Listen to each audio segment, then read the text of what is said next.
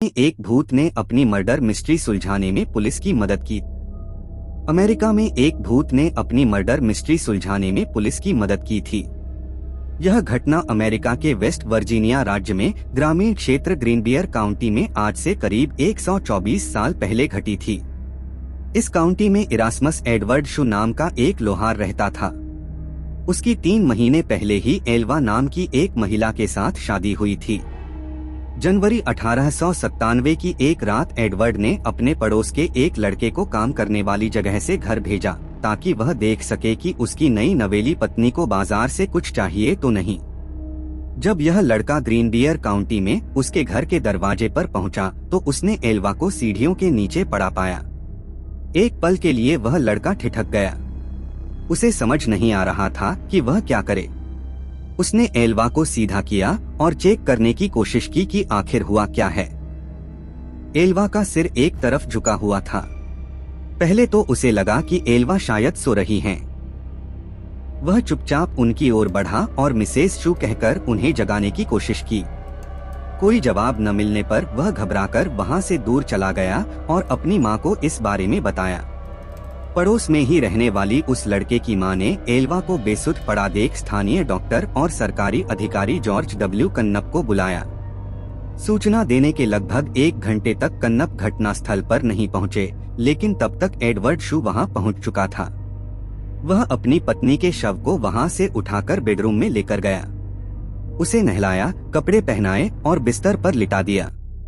उसने अपनी पत्नी के मृत शरीर को एक ऊंचे कॉलर वाले कपड़े पहनाकर दफनाने के लिए तैयार किया और उसके चेहरे पर पर्दा डाल दिया।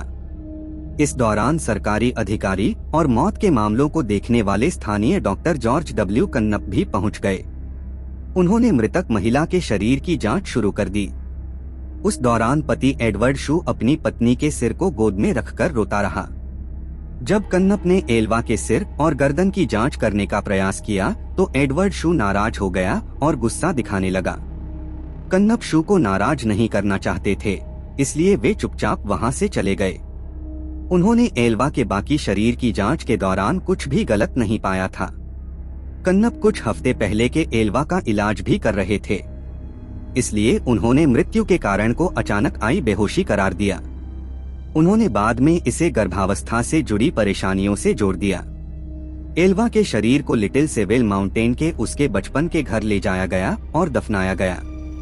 ताबूत में भी एल्वा के सिर और गर्दन को शू ने किसी और को न तो छूने दिया और न ही देखने दिया। हालांकि उसके इस अजीब व्यवहार को लेकर वहां मौजूद लोगों में कोई शक नहीं पैदा हुआ। एल्वा की मां मैरी जेन हिस्टर को छोड़कर हर कोई इस मौत को प्राकृतिक मान रहा था। वह शू को कभी पसंद नहीं करती थीं और उन्हें बिना सबूत के भी यह यकीन हो गया था कि शू ने ही उसकी बेटी की हत्या कर दी है। पर बड़ी बात यह थी कि सिर्फ एल्वा ही बता सकती थी कि उसके साथ क्या हुआ था। ऐसे में मैरी जेन हिस्टर ने एल्वा की आत्मा से बात करने का फैसला किया। उन्होंने आत्मा को बुलाने के लिए कई विशेष पूजा और प्रार्थनाएं शुरू कर दी। कई हफ्तों तक सुबह शाम प्रार्थना करने के बाद उसे एल्वा की आत्मा से उत्तर मिला। हिस्टर ने दावा किया कि उसकी बेटी उसे अपनी कहानी बताने के लिए लगातार 4 रात सपने में दिखाई दी। उन्होंने कहा कि आत्मा पहले एक उज्ज्वल प्रकाश के रूप में प्रकट हुई, धीरे धीरे एक मानव रूप लेकर अपनी कहानी बताने लगी। इस दौरान पूरा कमरा ठंड से भर जाता था। लगातार 4 दिनों तक एल्वा की आत्मा ने अपनी मां को सपने के जरिए पूरी कहानी शुरू की। एल्वा के भूत ने उसकी मां के सामने कबूल किया कि शू ने उसके साथ क्रूरता की और दुर्व्यवहार किया। एक रात जब एल्वा ने रात को खाने में मीट नहीं बनाया तो उसने एल्वा पर हमला कर दिया और मारपीट की। शू ने मारपीट के दौरान एल्वा की गर्दन तोड़ दी थी, जिसके बाद एल्वा के भूत ने अपना सिर पूरी तरह से पीछे घुमाया और वहां से चली गई। इस घटना के बाद एल्वा की मां पब्लिक प्रोसिक्यूटर जॉन प्रेस्टन के पास गई और मामले को फिर से खोलने की अपील की। प्रेस्टन ने भूत के बारे में उसकी कहानी पर विश्वास किया और आसपास के लोगों से पूछताछ शुरू कर दी। शू के पड़ोसियों और दोस्तों ने एल्वा के अंतिम संस्कार के दौरान उसके अजीब व्यवहार के बारे में सरकारी अभियोजक प्रेस्टन को बताया। डॉ कन्नप ने भी स्वीकार किया कि उन्होंने एल्वा के शव की पूरी तरह से जांच नहीं की थी। प्रेस्टन के लिए ये दोनों बयान शव के फिर से परीक्षण के आदेश को पाने के लिए पर्याप्त थे। उन्होंने कोर्ट के आदेश से शू की आपत्तियों के बावजूद शव को कब्र से बाहर निकलवाया और जांच के लिए मोर्चरी लेकर गए। एक स्थानीय समाचार पत्र द पोकाहोंटस टाइम्स ने बाद में रिपोर्ट किया कि गले पर उंगलियों के निशान पाए गए थे, जिससे पता चला कि एल्वा की मौत दम घुटने से हुई थी।